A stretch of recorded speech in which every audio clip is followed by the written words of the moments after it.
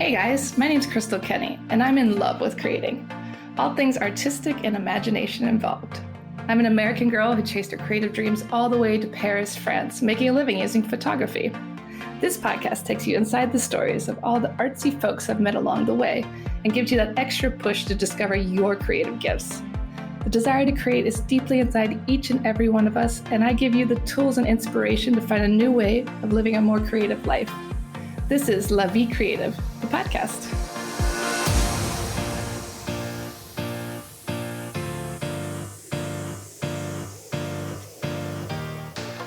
Claudine Hemingway is a descendant of famed writer Ernest Hemingway. We bumped into each other at a party and decided to team up and dive deep into French history, but with a twist, by bringing a spotlight to those lesser-known creatives in France. This is History with a Hemingway. We are back with Paris History Avec a Hemingway. So sorry for missing last week, guys. Claudine was flying across the ocean and we didn't have time to record, but we promised not to miss another episode. And today we are talking about the south side of Ile Saint-Louis. So I'll let Claudine take it from here. Yeah, 2 weeks ago, we talked about the north side of Ile Saint-Louis, which is facing the right bank. And now we are going to talk about the side that faces the left bank. And if you remember from the one we did, then we talked also at the beginning about just the island and how most of it, it dates back to Louis the Ninth, Saint Louis, and then a lot of it was incorporated and built up under Louis the 14th and a lot of his ministers. And so we'll have more of those that we'll bring up today too, and a few other notable women that actually lived on the island. But we're starting at the very end of it. Was where we left last time, is at the Place Louis Aragon. He was a surrealist writer that was born in 1897, and after World War II, he returned to writing poetry. He died in 1982. And the Place Louis Aragon was inaugurated 30 years after his death in 2012. It's just this really cute, kind of little quiet end there of the Ile Saint-Louis. And that is where it has the little, if you look down towards the water, that is where it has the lamppost that a lot of time when Paris, the water starts to rise at the Seine, it looks like this lamppost is just kind of sticking out and floating in the water. But it's a fun little place to just kind of stop, and there's a bench there, and you could take a few minutes. But when you go around the corner at number 51, it was built by Francois Laveau. And if you remember when we talked about it, the whole island was pretty much done by Francois and his brother. It was built in 1659, and in 1671, he gave it to the nephew of Philippe de Champigny. Jean-Baptiste de Champigny also played a big part in the Église Saint-Louis en Lille, which was what we'll also talk about, which is the one little church that there on the island, which is dedicated to Saint Louis. At number 53, Charles Tauzon lived there. He was married to Francois Laveau's wife after his death. This was also the location used in one of our favorites movies, Midnight in Paris. I gotta just all those places. Yeah, and when he just says, after that first night where he goes back in time, and then he was like, oh, let's go to this club. And the old car comes round the little corner that's right at the end of Ile Saint-Louis, and you see it. So when you watch the movie again, and then you go to Paris and take this episode and the last one with you and use it as like your own little personal walk, you'll see exactly what we mean. I like it. Which all comes to life. Right when you turn around, go past there, it turns into the Quai d'Orléans. This is basically right there at the end of the island where you have all those restaurants. There's 4 restaurants there. 2 of them, now I might say just one of them, I think is really good. Le Fleur en Lille has the red awnings, and they actually have the best view because they look at the back of Notre Dame. That is always a favorite of mine, has amazing deck confit. There's the other favorite of everybody's, the Café Saint-Régy, which is picturesque. Everybody loves it. But I have to say, I went there recently and I didn't love it. And I sat inside, which I usually never do because it was kind of chilly. And every single person in there, other than the waitstaff, spoke English. And that is always kind of a nope for me. Oh, yeah. Because it's horrible to say this, and of course, if you speak English, then it's nice. But it definitely, a restaurant will start to go down because of that, because they know that they don't have to try too hard because these people are tourists and they're not going to come back. So your prices will go up and the food quality sometimes goes down. Yeah. So I honestly don't think I'd go there again, which is kind of a bummer because it's a place I always loved. But I didn't like, I ate there that day and the food wasn't great. And that I just was like, yeah, which is sad because I know that everybody listening to that is probably shocked right now because they all love that place. Yeah. I like to take pictures there. I don't really eat there either. Yeah, I mean, it's sitting outside. It's like a perfect little spot. But the other two restaurants there at the end as well, they're really touristy. And the food's not great and the prices are kind of high. And that's usually when we say it's touristy, those are the two things you get. So Yeah. the Le Fleur en Lille is always really good. And then they also have, just like everywhere else on the island, the Bertillon ice cream, The best. which the salted butter caramel, butter salted caramel, whichever way you say that, will change your life. I told somebody recently. So when you go around the corner at number 36, Andre Dagmont, who was an artist, he did watercolors and painting, and he did a lot of paintings of women and landscapes. He lived there in 1927 until he died in 1965. Just a block down, there is a building that I am obsessed with, and it's probably very hard to even notice this, and you kind of have to almost go to the bridge or across the island to really see it. But at number 18 and 20, if you look up at the top, I think it's pretty much number 20, they have pieces of a cathedral. And so they have like a small flying buttress, and then there's other Gothic elements. And I have searched for years for information about this, wondering where those pieces came from. Because we are so close to Notre Dame, they look at Notre Dame. I'm wondering if those pieces were originally from Notre Dame and taken down when Viollet-le-Duc did it in the 19th century when he updated Notre Dame. I'm obsessed with these, and I just want to know their story, and I can't. I'm just someday going to have to stand there and wait for the door to open and then find somebody that lives there. But it's really cool. The building, from what I have found, was built in 1640, and it was built for Jacques Regnault.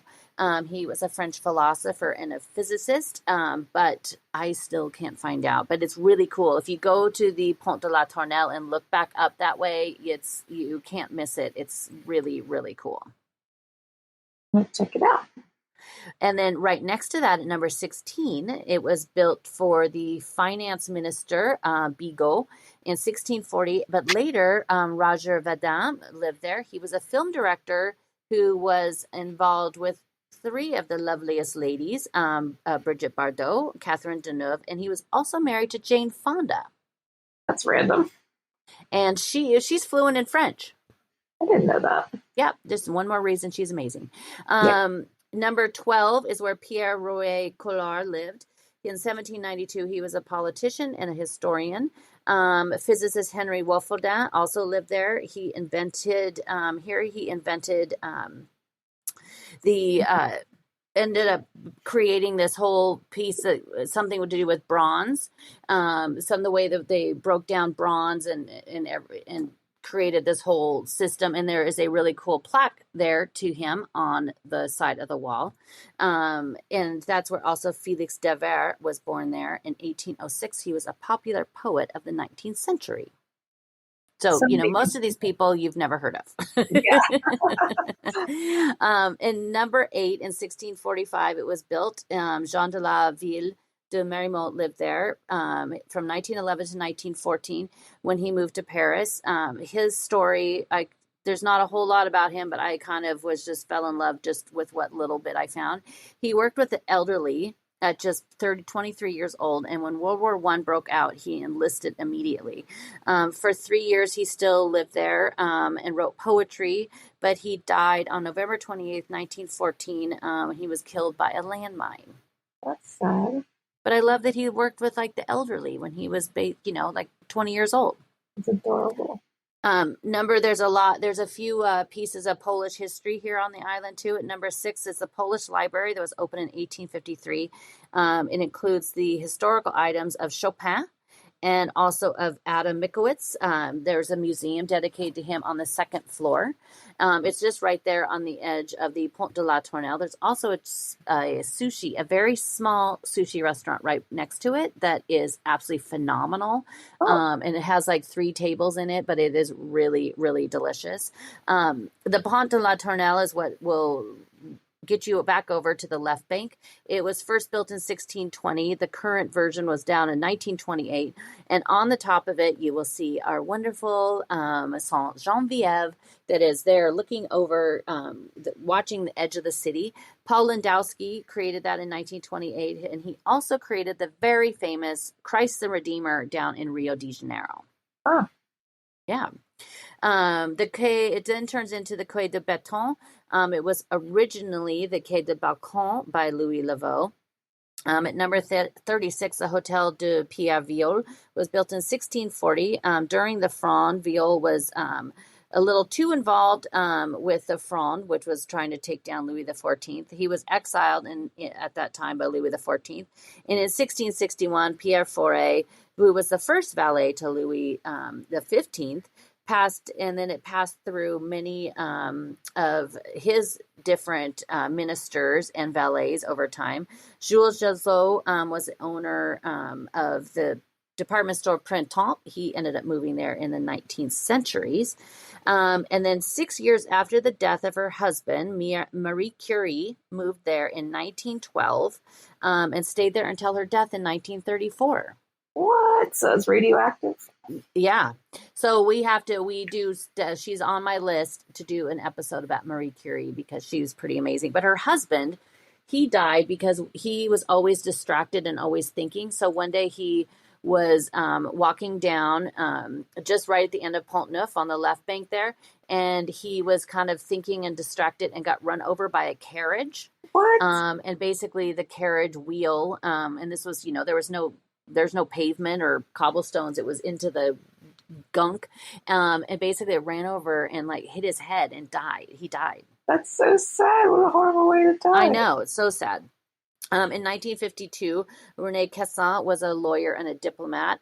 He focused on human rights his entire life, and he also won the Nobel Peace Prize in 1968. He also lived in that building. A lot of people.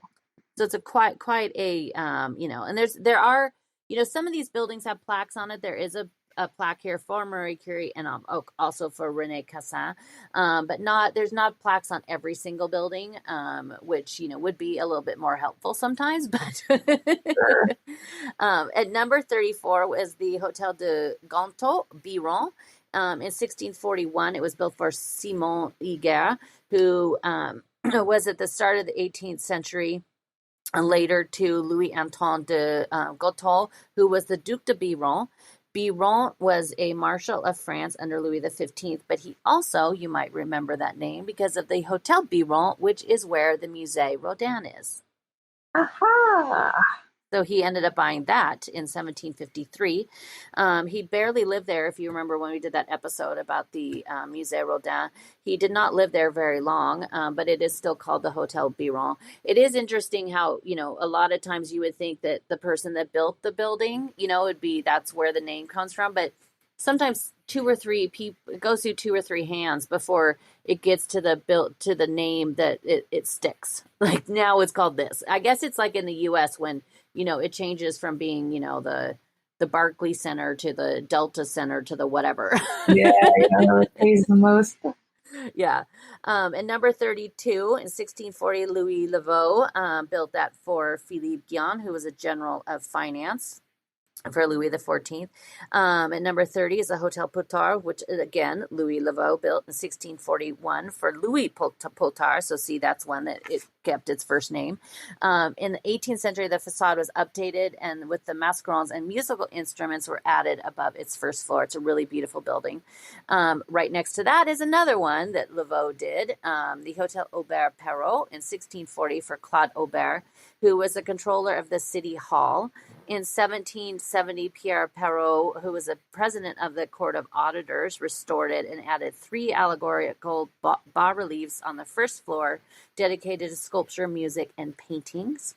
Also here, we're going to we're almost to a building that has a very sad history. But at 26, Hotel Sanko was built in 1640 for Nicolas Sanko, who was the king's butler. So, being a butler or the valet for the king was a pretty good job because you got a pretty sweet house out of it. Yeah, not a bad deal.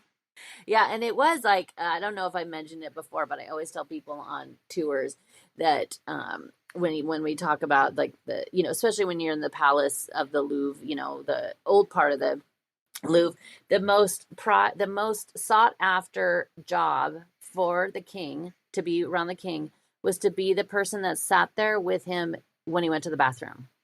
What? And these aristocrats would actually pay for the privilege of having that job because you were the one that got more time alone with the king than anybody else. Oh my God, that's so gross. So they literally would pay for the opportunity to sit with the king when he went to the bathroom. That is so gross. So gross. But I mean, if you paid for it and then all of a sudden now you're a duke and you have this huge, chateau, I guess it was probably worth it. I guess. Ew. Yeah. And number 24 is the Hotel Hasselan. It was once covered most of the area and the gardens. It stretched all the way to the church. Laveau built it in 1640 for Denis Hasselin, who was steward of the king's pleasures and officer of court ballets. He died after swallowing 294 walnut kernels on a bet. What the heck? Yeah. Oh, In 1935, Helene Rubinstein had it demolished. Only the door remains. She rebuilt it in an Art Deco style with a lovely rooftop garden by Louis So. During World War II, the Germans occupied the building. They actually were shooting up the furniture. So there was bullet holes in the furniture and the walls, and Helene left all of it. So apparently it was still there.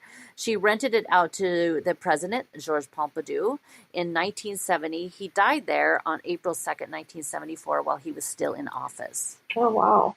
Yeah. So it's kind of sad because it was this beautiful, amazing building that kind of stretched around the whole end of the island there, and she had it taken down.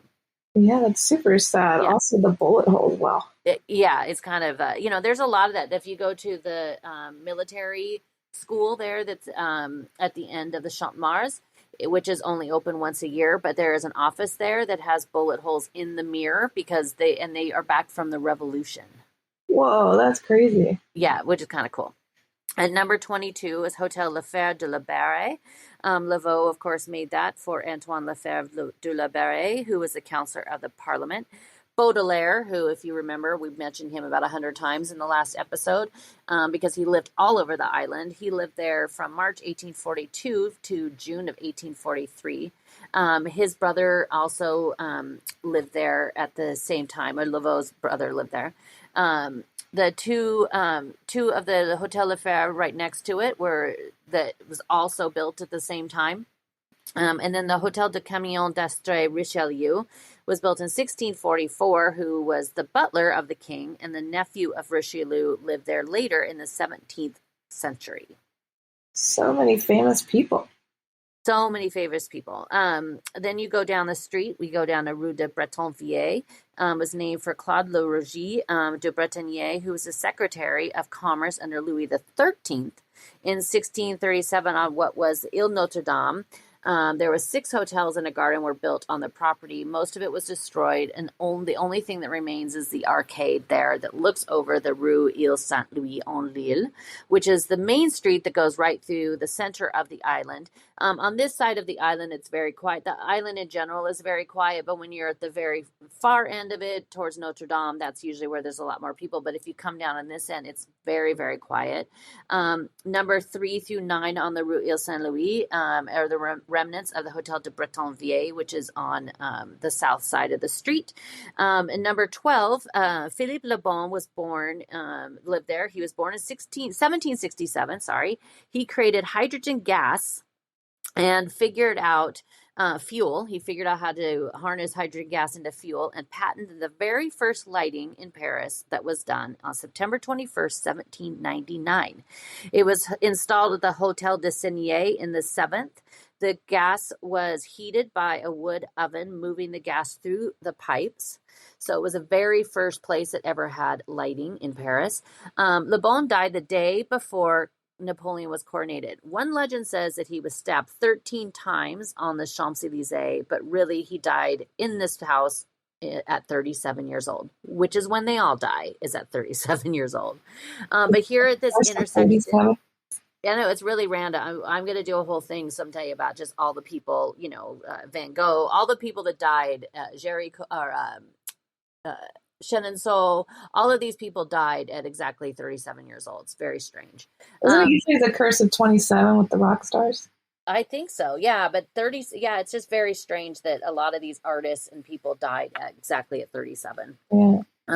But right here, when you go through to the next street, the Rue Poultailler, it was where the two islands once met. So Ile Saint Louis is made up of two islands. There was Ile Notre Dame and there was Ile aux Vaches, which is the island of cows. It was originally just a cow pasture. This is where Louis the Ninth would come and pray, which is why now it's called Ile Saint Louis. It was joined in 1614, and then that's when they created into the one island. But if you walk across that street, which is a kind of a major street that crosses over, that is basically kind of where the two different islands met. There is a restaurant right there that's called like Ile aux Vaches, which gives it back to that little reminder of that. Marie de Medici and Louis, her son, Louis the 13th, were the first ones who decided to have houses built there, 1620 to 1650. First, at the time that it was planned just to be used for buildings. They weren't going to originally just be homes, but at that time they decided to fill it with more hotel particulier. They focused more, little less on the facades of the building. And so it's still a beautiful island. I mean, it has those beautiful Paris buildings, but the courtyards, anytime you see a door open, the courtyards on the Ile Saint Louis are pretty stunning. You're also right there at the Église Saint Louis en Lille, was built in 1624 to 1726 and is dedicated to Saint Louis, of course. Because he would come here to pray in the past year with his mother, Blanche de Castille. Francois Laveau, the brother of Louis Laveau, was chosen as the architect, and the first stone was laid in 1664 in the choir. Not until 1702 was the stone of the nave laid. So it took quite a long time to build this between all the different wars and everything going on. On July 14th, 1726, it was finally finished. Jean-Baptiste de Champigny lived at the end of the island that we mentioned. He worked on the interior. Some of that is now lost, but Jean-Baptiste de Champigny was later buried there. So there's a cemetery on the island? No, most of the churches have people buried in the crypts. Oh yeah, a lot of times when you see the names on the floor, there's a person there.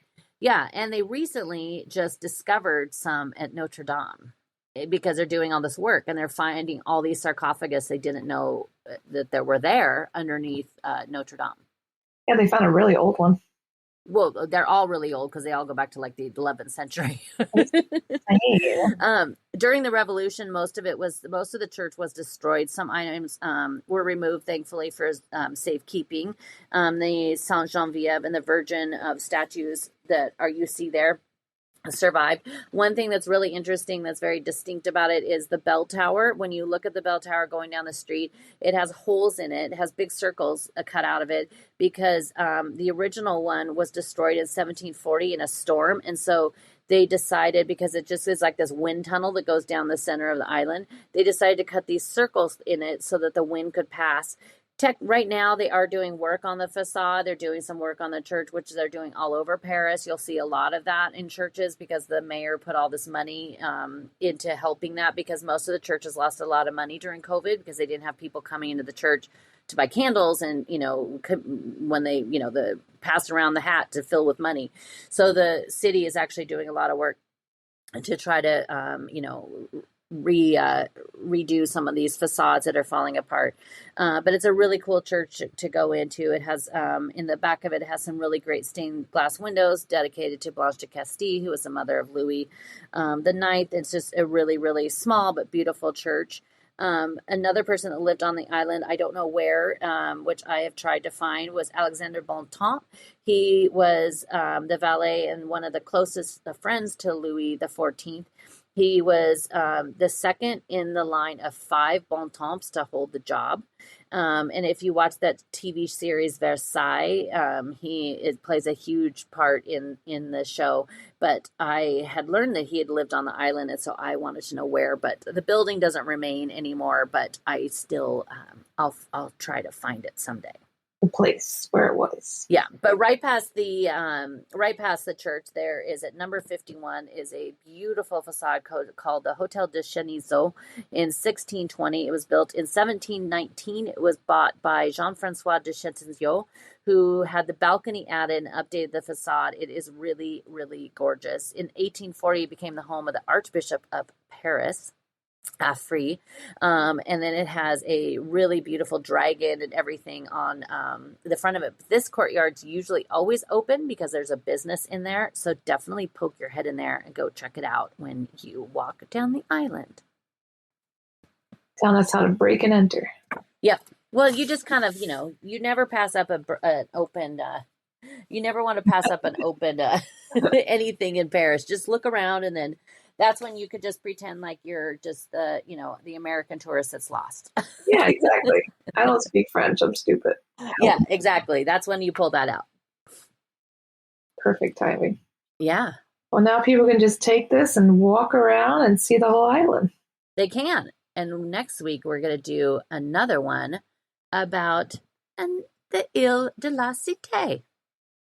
I cannot wait. Thanks for tuning in, guys, and make sure to check out ClaudineHemingway.com for more information on her tours, trip planning, and history. Thank you for listening to Paris History Avec a Hemingway. If you want to find out some more, you could always find me on my Instagram page, Claudine Bleu Blanc Rouge, and that's BLEU, as in the French way to spell it. And each day I post a daily history lesson about a person or a place or something in Paris, or it's lots of fun facts. And then also at ClaudineHemingway.com, where you can also sign up for my newsletter there.